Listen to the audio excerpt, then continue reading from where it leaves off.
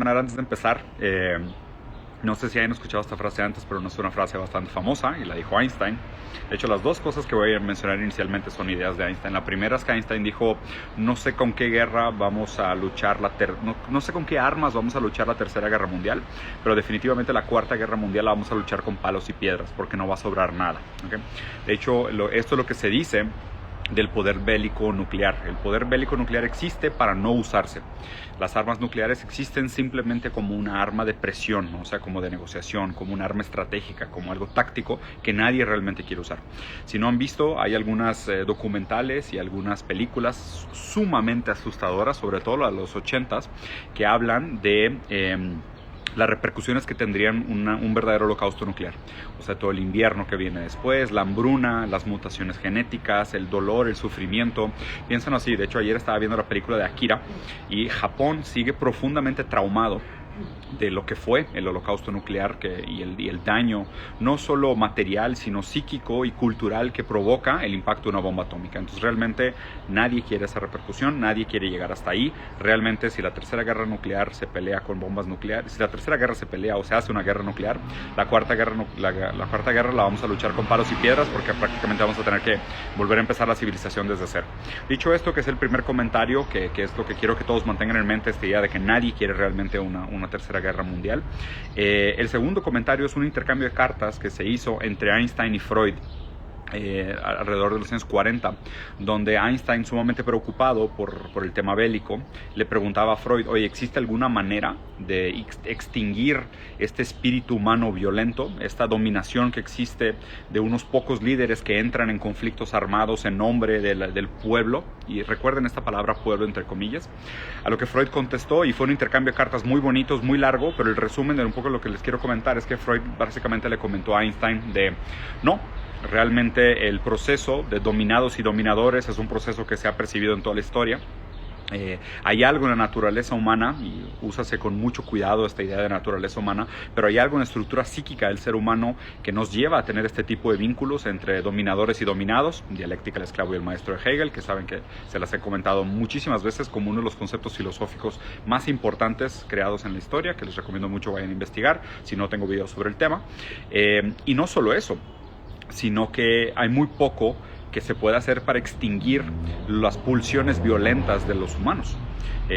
Freud hablaba más bien que existían procesos de sublimación y procesos de deslibidinización de la violencia humana, ¿no? Donde hay maneras de descargar estas necesidades y estos impulsos violentos, pero definitivamente no se acaban, ¿no? Entonces hay maneras de direccionar estos impulsos violentos hacia otros lugares para que no acaben en estas tragedias bélicas como las que decimos siempre, ¿no?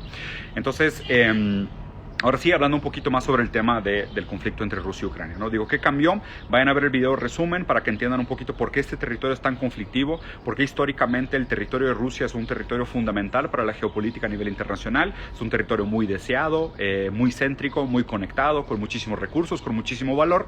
Y además del territorio ruso, la anterior Unión Soviética, está todo el territorio como la periferia de la Unión Soviética, que se le llaman Rimlands.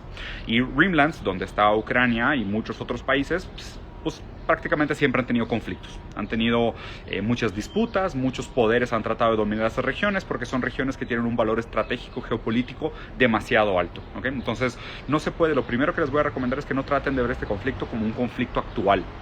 De hecho, me gustaría hacer la recomendación que traten de analizar este conflicto como en corto plazo y largo plazo, ¿okay? Entonces, corto plazo, ¿qué está pasando? ¿No? Es la reacción que tiene Rusia frente a la potencial entrada de la OTAN o la potencial entrada de Ucrania a la OTAN, ¿okay? Entonces, esta es la onda de corto plazo. La onda larga, la onda de largo plazo, hay que ver dos movimientos, ¿no? O sea, la desintegración de la Unión Soviética y todos estos territorios que quedaron como separados después, la reanexación que ha tenido, por ejemplo, Crimea y esos otros potenciales regiones ahora en la frontera con Rusia y Ucrania. Y por otro lado, hay que ver en banda larga el movimiento de la OTAN, ¿no? y la proliferación de la OTAN, el desarrollo de la maquinaria del complejo industrial militar americano a través de la OTAN, ¿no? Entonces estos son los dos movimientos, hay que verlos en el tiempo corto y en el tiempo largo, estas dos cosas que están sucediendo. La otra recomendación que les voy a hacer es, y ustedes saben que pues yo promuevo un pensamiento bastante izquierda, nunca se los he escondido, es algo que pues, yo estoy muy consciente que es mi sesgo, si quieren decirlo así, pues más que sesgo son mis preferencias, bastante asumidas, no las tengo nada renegadas.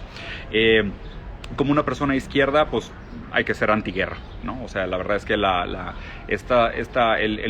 movimiento bélico que está promoviendo Putin en este caso, pues realmente no solo rompe con muchas leyes internacionales, pero sino que también, pues la guerra es algo que nadie de la izquierda debería ni de promover, ni de buscar activamente, ni nada. Entonces aquí, obviamente caemos en la tentación de decir, bueno, pues es que la izquierda también es profundamente antiimperialista, y claro, tiene su lugar el antiimperialismo, pero si en este caso es un antiimperialismo bélico, pues realmente no es la manera en cómo lo deberíamos estar promoviendo, ¿no?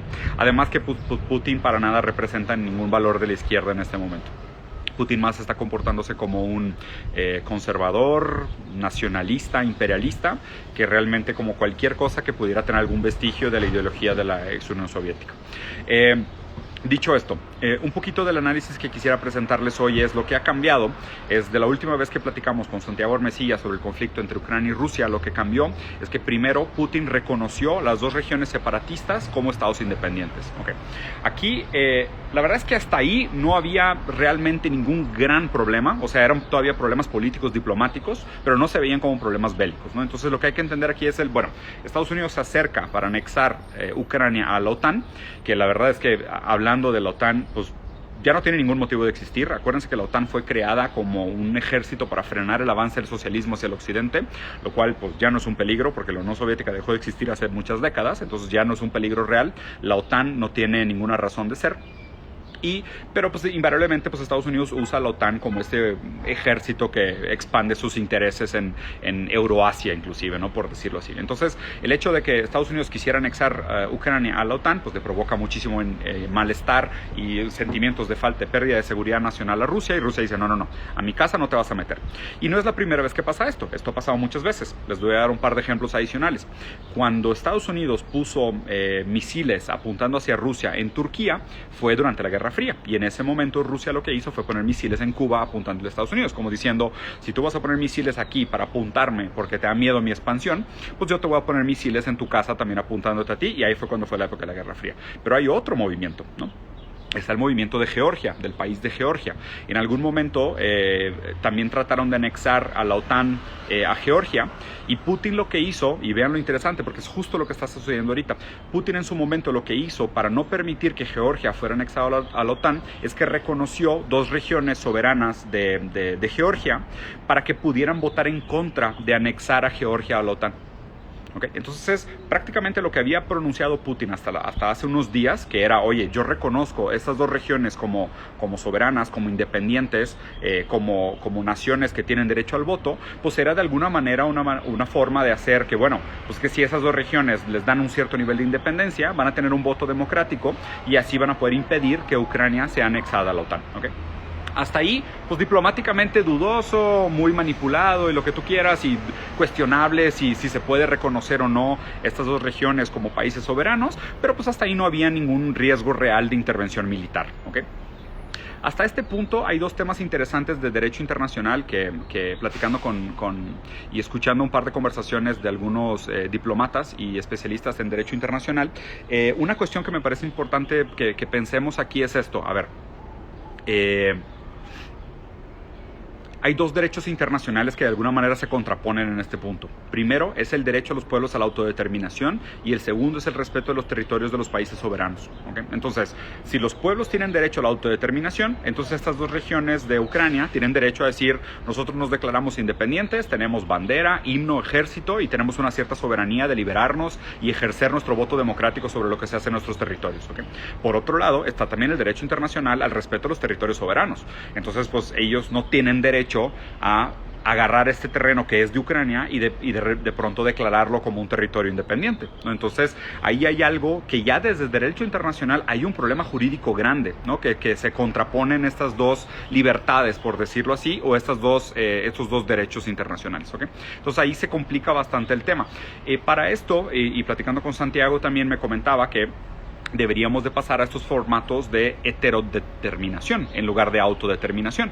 Entonces no es que un pueblo de la nada pueda levantar la mano y decir, yo agarro este pedazo de tierra, lo declaro Diegolandia, le pinto una bandera, contrato un ejército de mercenarios y Amazon pudiera tener su propio estado soberano simplemente porque decide declararse un estado soberano independiente. No, sino que existe la heterodeterminación, sino que otros países tienen que reconocer tu independencia como estado y darte este lugar como un lugar independiente, ¿ok? Entonces, en este caso, Rusia lo que hizo fue eso, decir, nosotros reconocemos estas dos regiones como regiones que tienen un derecho soberano.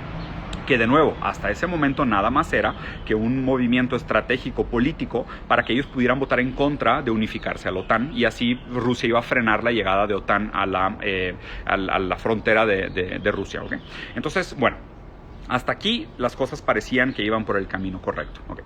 El problema se sale de control cuando Putin decide mandar ayuda militar o tropas de paz, que él dijo tropas de desmilitarización, para desmilitarizar esta región de Ucrania, ¿okay? ¿Por qué? El conflicto entre Kiev y las regiones separatistas no es de hoy, tiene muchos años existiendo. De hecho, es raro, ¿no? Porque digo, la historia de Ucrania también es bastante accidentada. O sea, a mis papás todavía le tocó una Ucrania que le pertenecía a la Unión Soviética, todavía era territorio ruso. Vean qué diferentes zares y qué diferentes líderes rusos fueron los que anexaron las diferentes partes de Ucrania, y van a ver lo complicado y lo complejo que es la historia de ese país. O sea, no es tan fácil como simplemente decir es un país independiente, entonces ya ellos tienen, o sea, la historia es bastante compleja, ¿no? Entonces, dicho esto, lo que quiero apuntar aquí, bueno, más bien, a ver, no sé por dónde terminar esta línea de raciocinio. Pero el caso es que, pues, entonces Rusia decide, oye, ¿sabes qué? Hay un genocidio sucediendo en esta región de Ucrania. Ucrania realmente sí estaba haciendo tanto golpes paramilitares como militares en contra de esta región separatista de su país. Y Putin, de hecho, ya había declarado, y fui a investigar esto, declaró 3 veces en frente de la ONU que existía este genocidio en Ucrania, ¿ok? Entonces, sí hay un precedente histórico de que supuestamente había un genocidio en Ucrania. ¿Por qué? Porque para usar fuerzas militares y justificar esta invasión, según las leyes del Comité de Seguridad, tiene que haber primero una legítima defensa. O sea, Rusia no puede usar su fuerza bélica a menos de que se esté defendiendo, a menos de que sea reconocido como legítima defensa, o a menos de que el Comité de Seguridad les dé permiso de usar fuerzas bélicas, ¿ok? Entonces, en este caso, Rusia está anunciando que es legítima defensa de sus aliados, porque está reconociendo estos dos estados como independientes y está diciendo que ya había denunciado 3 veces en frente de la ONU y el Comité de Seguridad que estaba sucediendo este genocidio en esta situación de Ucrania, ¿no? Entonces, Rusia dice que su intervención militar está justificada por un supuesto genocidio.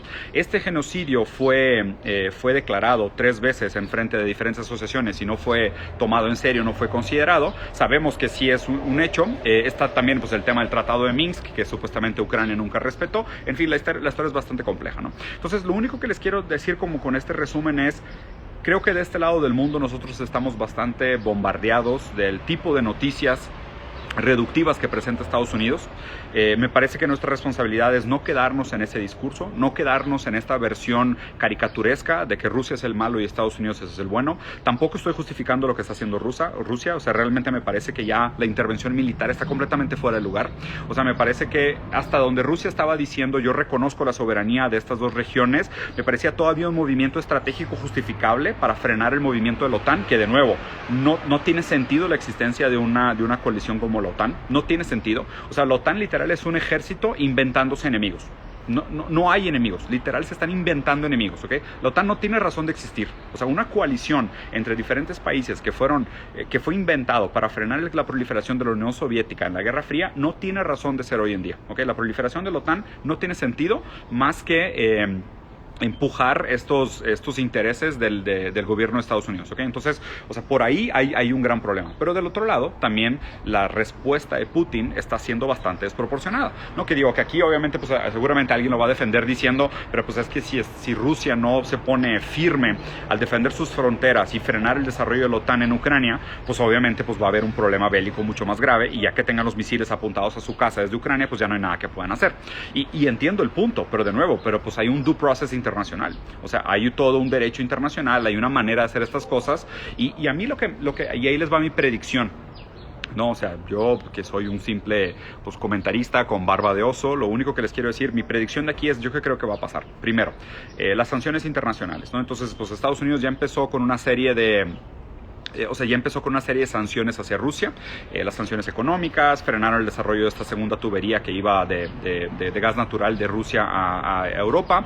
Entonces aquí lo primero es, va a haber una reacción, va a haber un efecto directo, va a haber un aumento de gas natural, de petróleo, de las energías que tengan que ver con producción, combustible, transportación, va a haber algunos frenos de supply chain, las empresas que tengan negocios con empresas en Rusia y en Ucrania pues se van a ver muy afectadas por los tiempos de distribución, las prioridades, ley marcial y lo que tú quieras. Se desplomaron las criptomonedas porque pues, obviamente en los momentos de seriedad se regresa un poco más como las monedas confiables. El hecho de que Estados Unidos le esté impidiendo el uso del SWIFT a Rusia, porque pues es una de las maneras como Estados Unidos aplica sus sanciones económicas, ¿no? O sea, les quita el derecho de uso del mecanismo de SWIFT, que es otra cosa que les recomiendo mucho investigar. Es una de las principales herramientas de castigo de Estados Unidos hacia los países que quiere castigar por lo que sea. Pero esto también abre la oportunidad de que Rusia se alinee con China en el desarrollo de una alternativa en contra de SWIFT, o sea, de una alternativa de alguna transacción internacional y otro tipo de moneda que no sea dependiente de la dolarización como el estándar del mundo del comercio internacional, ¿okay? Entonces, esto pone un precedente interesante. La segunda repercusión que creo que va a tener es que lo que creo que va a pasar, yo sinceramente no creo que esto vaya a escalar a un tema de tercera guerra mundial. ¿Por qué? A mí me parece que Putin lo que va a hacer, lo que está haciendo aquí es mostrar su convicción a defender el territorio, es mostrar su convicción a no permitir que la OTAN establezca bases militares en su frontera.